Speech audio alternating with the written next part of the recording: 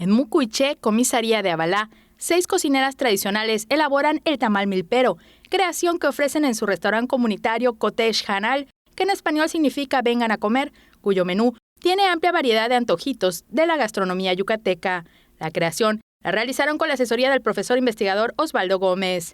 No tiene carne, lleva todo lo que se produce en la milpa para que sea más, que se aproveche más el cuerpo, no tenga muchas cosas allá para que se enferme uno.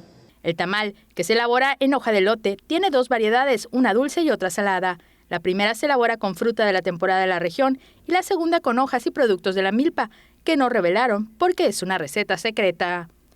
Con imágenes de Efraín Rodríguez, Maribel Vega, Teleyucatán te informa. Teleyucatán te informa.